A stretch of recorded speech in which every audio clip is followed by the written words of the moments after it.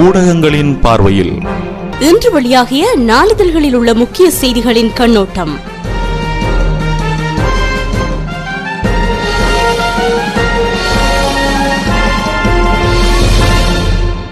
வணக்கம் நேயர்களே, இன்று ஆகஸ்ட் மாதம் 30ஆம் தேதி வியாழக்கிழமை மற்றும் ஒரு ஊடகங்களின் பார்வை நிகழ்ச்சியூடாக இன்று உங்களை சந்திக்கிறேன். இன்றும் தென்னிலங்கையிலிருந்து வெளிவந்துள்ள வீரகேசரி நாளிதழை முதலாவதாக எடுத்துக்கொள்ளலாம். தமிழ் கூட்டமைப்பும் முஸ்லிம் காங்கிரசும் இனவாதத்தை விதைக்கும் வகையில் பிரசாரம், தேசிய நல்லிணக்கத்திற்கு பெரும் இடையூறு, அமைச்சர் டலஸ் கூறுகிறார் என்ற பிரதான தலைப்புடன் இன்றைய வீரகேசரி வெளிவந்துள்ளது. கிழக்கு தேர்தலில் வாக்குகளை பெற வேண்டும் என்ற நோக்கத்துக்காக இனவாதத்தை விதைக்கும் வகையில் தமிழ் தேசிய கூட்டமைப்பும் ஸ்ரீலங்கா முஸ்லிம் காங்கிரசும் பிரசாரத்தில் ஈடுபடுகின்றன.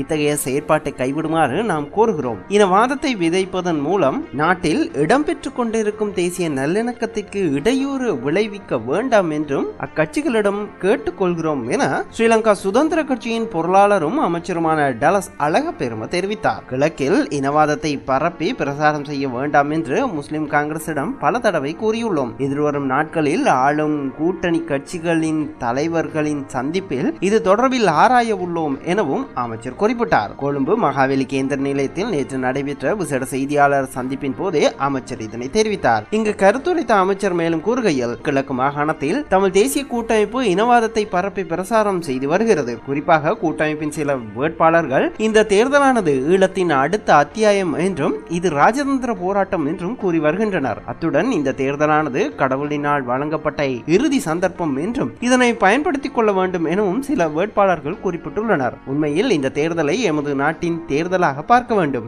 ஆனால் இனவாதத்தை முன்னெடுத்து பிரசாரம் செய்கின்றமை தொடர்பில் கவலை அடைகிறோம். முஸ்லிம் காங்கிரஸ் முஸ்லிம் முதலமைச்சர் என்ற கோணத்திலும், தமிழ் தேசிய கூட்டமைப்பு தமிழ் முதலமைச்சர் என்ற கோணத்திலும், ஐக்கிய தேசிய கட்சி சிங்கள முதலமைச்சர் என்ற கோணத்திலும் பிரசாரம் செய்து வருகின்றன. ஆனால் ஆளும் ஐக்கிய மக்கள் சுதந்திர முன்னணியானது கிழக்கு மாகாணத்திற்கு ஒரு முதலமைச்சர் என்ற கோணத்தில் பிரசாரம் செய்து வருகிறது. இனவாதத்தை விதைக்க வேண்டாம், இனவாதத்தை விதைப்பதன் மூலம் மோசமான அறுவடையை பெற வேண்டி வரும் எனவும் அமைச்சர் டலஸ் அழகப்பெரும தெரிவித்ததாக இன்றைய வீரகேசரியின் பிரதான செய்தி நீண்டு செல்கிறது.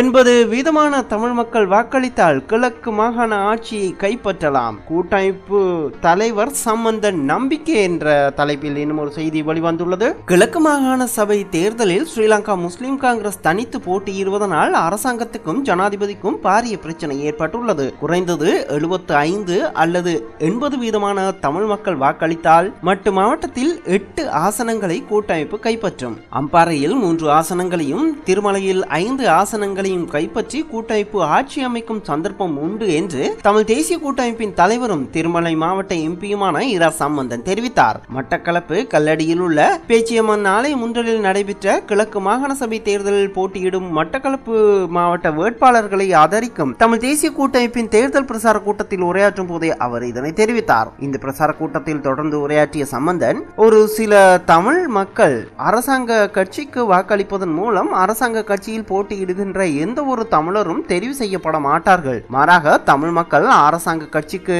வழங்கும் சொற்ப வாக்கு அரசாங்க கட்சிக்கு உதவும். ஆனால் தமிழர் எவரும் தெரிவு செய்யப்பட மாட்டார்கள். இதன் மூலம் வேறு இனத்தவர் தெரிவு செய்யப்படுவதற்கான வாய்ப்புகளை உண்டு. எனவேதான் அரசாங்க கட்சிக்கு தமிழ் மக்கள் வாக்களிக்க கூடாது. இந்த விடயத்தை அவர்களுக்கு எடுத்து கூறி அவர்களையும் எமக்கு வாக்களிக்க வைக்க நாம் நடவடிக்கை எடுக்க வேண்டும். தற்போது அவசியமான வடமாகாண சபை தேர்தலை அரசாங்கம் நடத்தவில்லை. வடமாகாண சபை தேர்தலை நடத்துவதற்காக பல திகதிகளை அரசாங்கம் ஏற்கனவே அறிவித்திருந்தது. இப்போது 2013ஆம் ஆண்டு புரட்டாதி மாதம் வடமாகாண சபை தேர்தலை நடத்த போவதாக கூறுகிறது. வடமாகாணம் தமிழ் மக்கள் கூறிய மாகாணம். அங்கு தேர்தலை நடத்தினால் நிச்சயம் தமிழ் தேசிய கூட்டமைப்பு வெற்றி அடைந்துவிடும் என்ற பயம் அரசாங்கத்திற்கு இருக்கிறது. தேர்தலை வடமாகாணத்தில் வைப்பது தங்களுக்கு உதவப் போவதில்லை என்று அரசாங்கம் கருதுகிறது. மக்கள் எங்களுடன் இருக்கின்றார்கள், மக்கள் எம்மை ஆதரிக்கின்றனர், மக்கள் எம்மை தெரிவு செய்திருக்கிறார்கள், மக்கள் எம் மீது நம்பிக்கை வைத்திருக்கின்றார்கள். ஏன் எங்கள் மீது அழுத்தங்களை செலுத்துகின்றீர்கள்? அதை நீங்கள் தவிர்த்துக் கொள்ள வேண்டும் என அரசாங்கம் சர்வதேச சமூகத்திடம் கூறுவதற்காகத்தான் இந்த தேர்தலை நடத்துகிறோம் என அமைச்சர்கள் பகிரங்கமாக கூறுகின்றனர். கிழக்கு மாகாண சபை தேர்தலை அரசாங்கம் நடத்துவதற்கான ஒரே ஒரு காரணம் இதுதான். இவ்வாறான காரணத்தினால் ஸ்ரீலங்கா முஸ்லிம் காங்கிரஸ் இன்று தனித்து போட்டியிடுகிறது. அரசாங்கம் முன்னர் எதிர்பார்த்தது போன்று இலகுவாக வெற்றியடையக்கூடிய நிலைமை தற்போது கிழக்கில் இல்லை எனவும் சம்பந்தன் எம்பி தெரிவித்ததாக அந்த செய்தியும் நீண்டு செல்கிறது. இதனை தவிர அரசாங்கத்திற்கு வாக்களித்து பாவங்களையும் சாபங்களையும் நாட்டு மக்கள் பெறக்கூடாது. எம்பிலிபிட்டியவில் எதிர்க்கட்சி தலைவர் ரணில் என்ற தலைப்பில் இன்னும் ஒரு செய்தி வெளிவந்துள்ளது.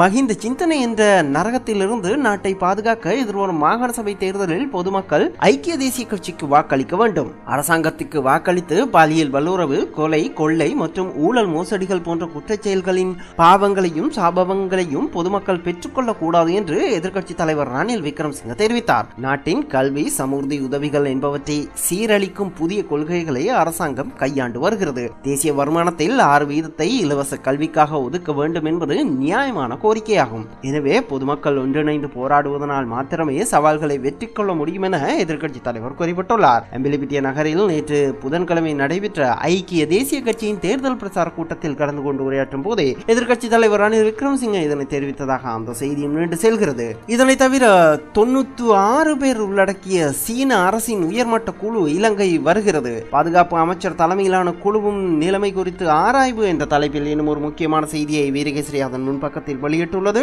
சீன மக்கள் காங்கிரசின் பிரதி தலைவர் வு பாங்கோ தலைமையிலான 96 பேர் உள்ளடக்கிய சீன அரசின் உயர்மட்ட அரசியல் தூதுக்குழு எதிர்வரும் 15ஆம் தேதி இலங்கைக்கு வர உள்ளது. இதேவேளை 5 நாள் உத்தியோகபூர்வ விஜயம் ஒன்றை மேற்கொண்டு இலங்கைக்கு வந்துள்ள சீன பாதுகாப்பு அமைச்சர் டியாங் குவாங்லி தலைமையிலான குழு நாளை வடக்கு கிழக்கு பகுதிகளுக்கு விஜயம் செய்ய உள்ளது. இலங்கையில் சீன அரசினால் முன்னெடுக்கப்படுகின்ற வேலை திட்டங்களை கண்காணிக்கவும் ராணுவ முகாம்கள், ராணுவ நலன்புரி விடயங்களுக்கு உதவும் நோக்கிலேயே மேற்படி அரசியல் தூதுக்குழு இலங்கை வருகிறது. குறிப்பாக வடக்கு கிழக்கிற்கான விசேட விஜயம் ஒன்றையும் இந்த குழு மேற்கொள்ள உள்ளது. அத்துடன் ஹம்பாந்தோட்டை துறைமுகம் உள்ளிட்ட தென் மாகாணத்தில் முன்னெடுக்கப்படுகின்ற பல்வேறு சீன வேலை திட்டங்களையும் தூதுக்குழு பார்வையிட உள்ளது. ராணுவ நலன்புரி விடயங்களுக்கு 100 மில்லியன் அமெரிக்க டாலர்களையும், ராணுவ பாதுகாப்பு கல்லூரிக்கு மேலும் 1.5 மில்லியன் அமெரிக்க டாலர்களையும் வழங்க சீன அரசு முன்வந்துள்ளது. அதேபோன்று தற்போது இலங்கைக்கு 5 நாள் விஜயம் ஒன்றை மேற்கொண்டுள்ள சீன பாதுகாப்பு அமைச்சர் லியாங் குவாங்லி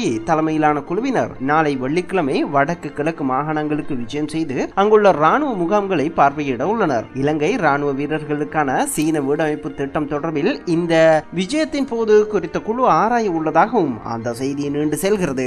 அத்துடன் சட்டவிரோதமாக ஆசிக்கு செல்ல முயன்ற இலங்கை அகதிகள் கடலூரில் சுற்றி வளைப்பு, 28 பேர் போலீசாரால் கைது என்ற தலைப்பிலும் 150 அகதிகளுடன் சென்ற படகு இந்தோனேசிய கடலில் மூழ்கியது என்ற கேள்விக்குறியோடு ஒரு செய்தியையும் வீரகேசரி அதன் முன்பக்கத்தில் வெளியிட்டுள்ளது. அதனை தவிர பல்கலைக்கழக மாணவர்களின் ஆர்ப்பாட்டம் மீது போலீசார் தாக்குதல், புறக்கோட்டையில் பெரும் பதற்றம் என்ற தலைப்பில் இன்னும் ஒரு செய்தியையும் வீரகேசரி வெளியிட்டுள்ளது. நாம் அடுத்ததாக இந்த தினம் வெளிவந்துள்ள திவ இன பத்திரிகையை பார்க்கலாம். அதனுடைய பிரதான தலைப்புச் செய்தி ஸ்ரீலங்கா செமியான் லெபனான் எவன் எப்பா எரட்ட ஸ்ரீலங்கா தானாபதி ரஜெட்ட டன்வை என்ற பிரதான தலைப்புடன் திவ இன பத்திரிகை வெளிவந்துள்ளது. இலங்கை பணிப்பெண்களை லெபனானுக்கு அனுப்ப வேண்டாம், லெபனானுக்கான இலங்கை தூதர் அரசுக்கு அறிவித்துள்ளதாக அந்த பிரதான தலைப்புச் செய்தி வெளியிடப்பட்டுள்ளது. லெபனானில் இடம்பெற்று வரும் உள்ளூர் மோதல்கள் அதிகரித்துள்ளதால் இலங்கை பணிப்பெண்களை லெபனானுக்கு அனுப்ப வேண்டாம் என லெபனானுக்கான இலங்கை தூதுவர் ரஞ்சித் குணரத்ன இலங்கை அரசாங்கத்துக்கு தெரிவித்துள்ளதாக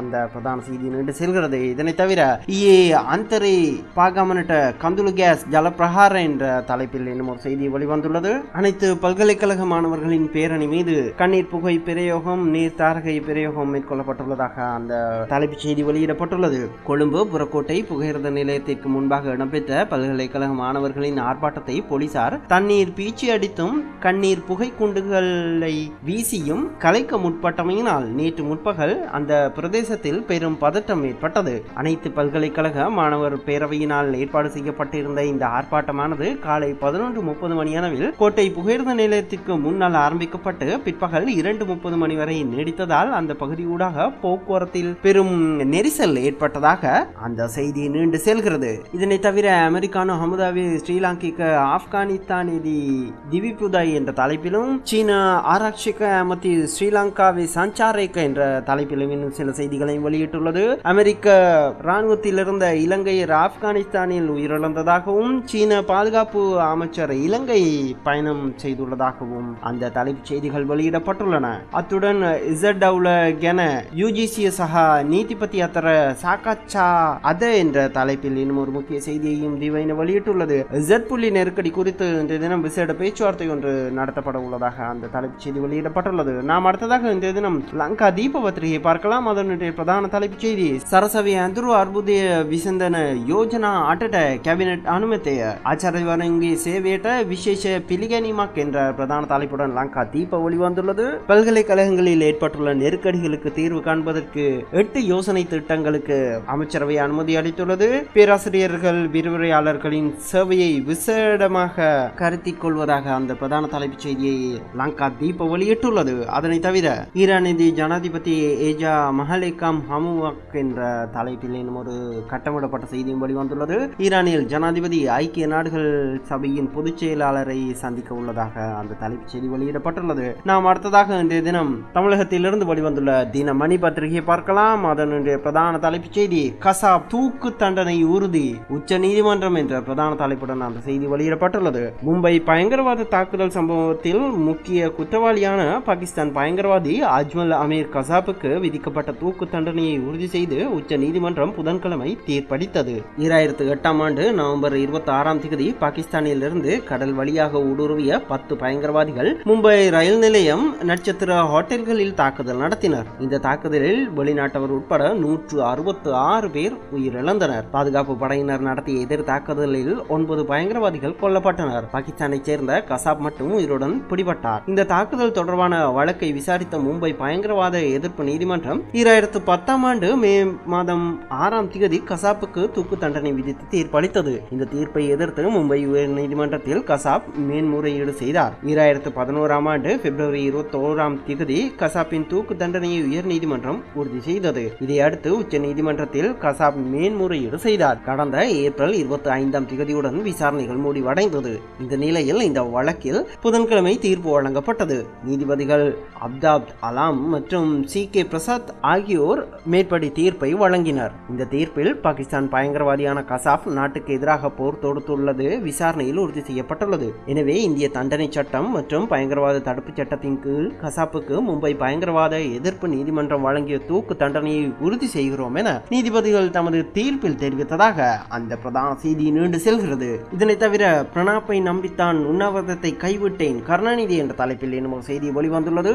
இலங்கையில் போர் நிறுத்தம் செய்யப்பட்டுள்ளது என்று மத்திய அரசின் அன்றைய வெளியுறவுத்துறை அமைச்சர் பிரணாப் முகர்ஜி கூறிய தகவலை நம்பித்தான் உண்ணாவிரதத்தை கைவிட்டேன் என்று திமுக தலைவர் கருணாநிதி தெரிவித்துள்ளார். இது குறித்து அவர் வெளியிட்டுள்ள அறிக்கையில் அதிமுக செயற்குழுவில் நிறைவேற்றப்பட்ட தீர்மானங்களில் மக்களுக்காக என்ன செய்ய போகிறோம் என்று சொல்வதற்கு மாறாக திமுகவையும் என்னையும் திட்டுவதுதான் நோக்கம் என்ற அடிப்படையில் வார்த்தைகளை கொட்டியிருக்கின்றனர். இலங்கை தமிழர்களுக்காக நிறைவேற்றப்பட்ட தீர்மானம் முற்றிலும் என் மீதான தாக்குதல்களாகத்தான் உள்ளது. இலங்கையில் இனக்கலவரம் உச்சகட்டத்தில் இருந்தபோது மத்திய அரசை வலியுறுத்தவில்லை என்றும் அப்பாவி இலங்கை தமிழர்கள் அழிவுக்கு நான் தான் காரணம் என்றும் கூறப்பட்டுள்ளது. பிரபாகரனை உடனடியாக இலங்கை அரசு கைது செய்து இந்திய அரசிடம் ஒப்படைக்க வேண்டும் என்று 2006 ஆண்டு ஜெயலலிதா ஆட்சியில் இருந்தபோது சட்டப்பேரவையில் தீர்மானம் நிறைவேற்றினார். இலங்கை தமிழர்களை கொல்ல வேண்டும் என்று இலங்கை ராணுவம் எண்ணவில்லை. போர் நடக்கும் போது அப்பாவி மக்கள் கொல்லப்படுவர் என்று இறுதி யுத்தம் நடைபெற்ற 2009 ஆண்டு ஜெயலலிதா அறிக்கை வெளியிட்டார். இப்படியெல்லாம் ஜெயலலிதா சொன்னதால் தான் இலங்கை தமிழர்களை